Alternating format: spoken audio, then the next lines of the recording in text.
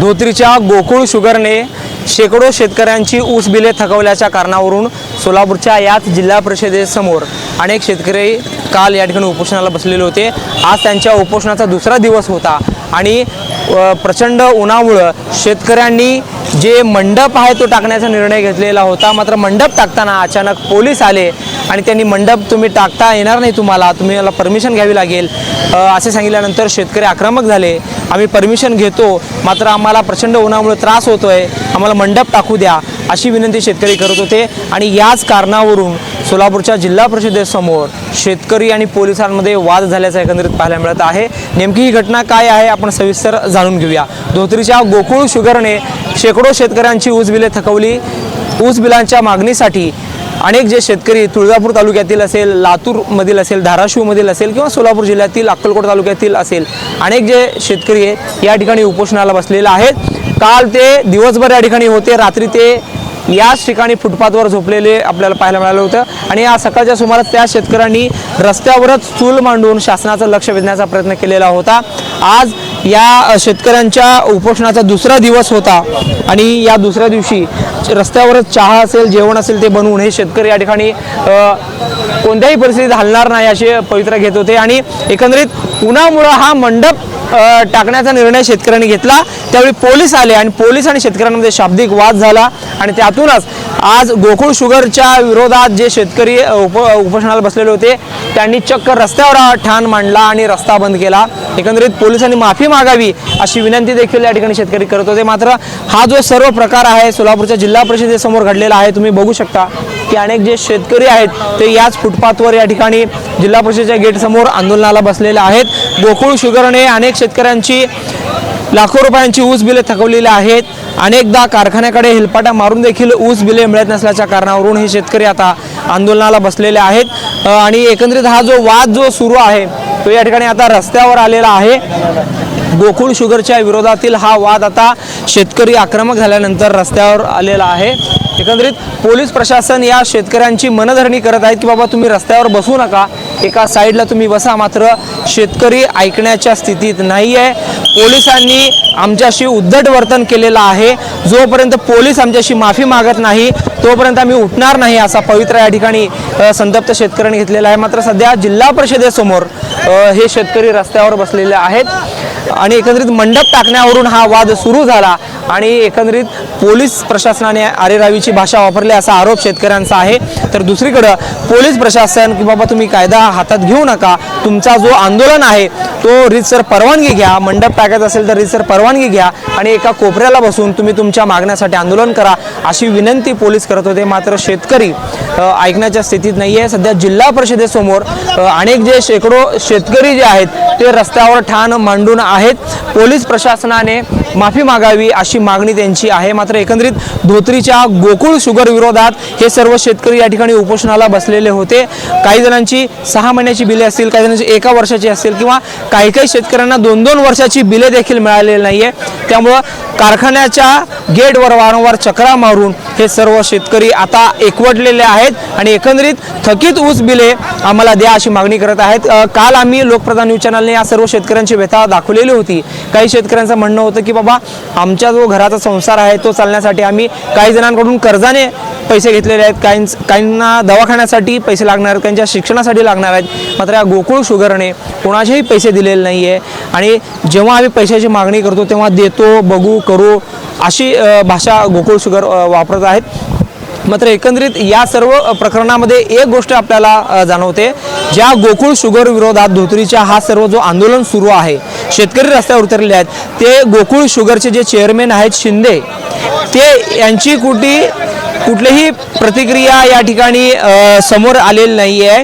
गोकुळ शुगरच्या वतीने या संदर्भात शेतकरी गेल्या 2 दिवसापासून मोठ्या प्रमाणात रस्त्यावर उतरलेले आहेत। मात्र गोकुळ शुगरकडून अद्याप खुलासा झालेला नाही आहे। मात्र शेतकरी आता या ठिकाणी आपल्या मागण्यावर ठाम आहेत। काही शेतकरी आहेत, आपण त्यांची जाणून घेऊया। दादा तुम्ही कुठून आलात, काय नाव तुमचं, काय? मी हन्नूर तालुका अक्कोट जिल्हा सोलापूर। मागणी काय होती? मग टोटल मग 230 टन खप ऊस आलाय गोकुळ शुगरला। 7-8 महिने झाले अजून 1 रुपये बिल नाही आहे। कारखान फक्त तारीखवर तारीख द्यायला जाते। फरार आहे तो दत्ता शिंदे फरार आहे तो काल एका कोपऱ्याला आंदोलन करत होता मात्र अचानक रस्त्यावर काय आलं म्हणजे काय झालं पोलीस मंडप मारताना पोलीस मधले पाटील साहेब म्हणून कोण येऊन त्याने मंडप मारू दिले नाहीत आम्हाला अरे तुरेची भाषा केली मंडप काढून टाकतो म्हणला तो उपटून टाकता म्हणला तो सर परमिशन घेतली होती का परमिशन काढायला चाललो होतो आम्ही परमिशनला चालू होतो कागद तयार होता परमिशन आणायला चालू होतो तोपर्यंत म्हणतो तू उकडून टाकतो म्हणला आणि गोळ्या झाडतो म्हणला असं बोल तुम्ही कसं मारतो म्हणला पुन्हा का आम्ही रस्त्यावर आलो आम्ही मंडप मारून राहिलो एक 4-5 गुण आहे तर आता त्या डायरेक्ट रोडवर आलो आम्ही जोपर्यंत आम्ही घाला गोळ्या पोलीस जर सांगत असतील की बाबा एका साईडने आंदोलन करा मग तुम्ही अहो हे पाटील पोलीसच आम्हाला एकमेकाला असं मंडप उपसून टाकतो म्हटल्यावर आम्ही रस्त्यावर येतो आम्हाला घाला गोळ्या तुम्ही म्हणलो किती शेतकरी आहेत की त्यांचे ऊस बिल अडकलेले आहेत तुमचे किती अडकलेले आपलं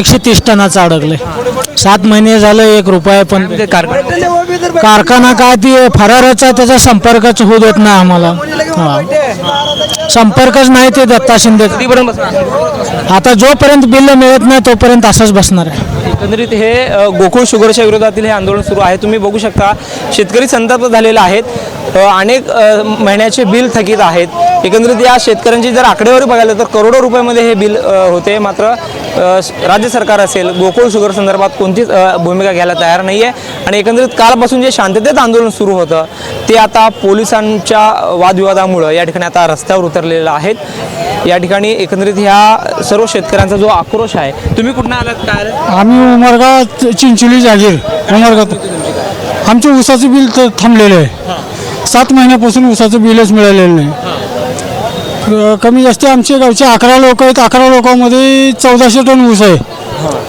1400 टनाच्या ऊसाचं बिल येणं आहे आम्ही सगळे लोक इथं आलेले आहोत सगळ्या लोकांबरोबर काय म्हणते बिल मिळतं नाही मिळतं त्यांनी प्रतिसाद देत नाहीत आम्हाला काय बोलायलाच तयार नाहीत फोनवर किती गेले तुमचं ऊस किती गेलं माझं 150 टन गेले कुठल्या गावचं शापूर तुळजापूर जिल्हा उस्मानाबाद काय म्हणते गोकुळ शुगरवाले काय देतोच म्हणलं तारखा दिवलेला दिवेना करेवेना मग काय करायचं सांगा मला दमा मग देना झालंय मग त्याच्यानं आंदोलन केलं आम्ही त्यांना कळायला पाहिजे की नाही सांगा भाऊ घर कसं चालतं हा अरे लय अवघड कोण देईन ना तुमच्यासारखा गहू नाही घरात जवळ नाही डाळ नाही कसं करायचं आणि कसं नाही आ?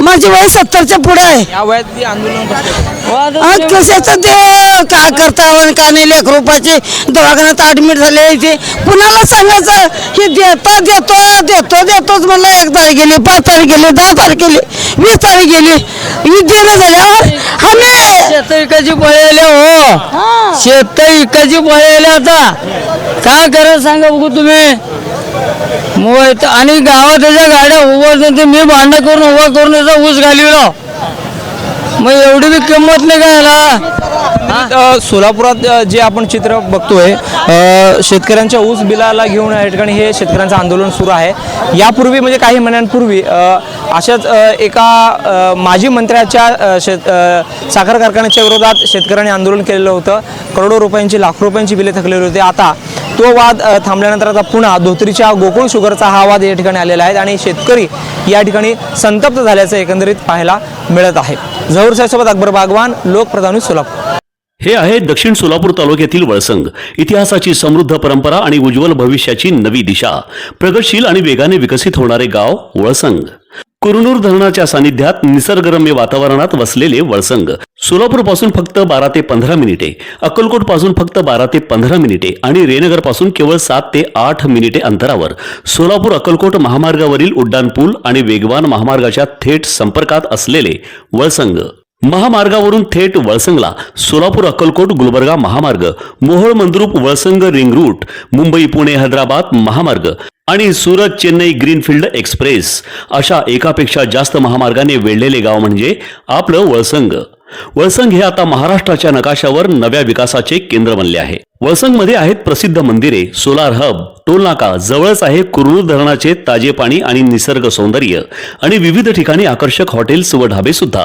प्रवासात थकलेल्या प्रवाशांसाठी स्वादिष्ट जेवण आराम, ताजेतवाने आणि प्रदूषणमुक्त वातावरण. वळसंग हे केवळ गाव नाही, एक उत्कृष्ट थांबा आहे, एक संधी आहे, एक भविष्य आहे. वळसंग ऐतिहासिक वारसा, आधुनिक कनेक्टिव्हिटी आणि उद्याच्या विकासाची हमी. सोलापूर जिल्ह्याचा अभिमान आणि महाराष्ट्राचा गौरव. वळसंग.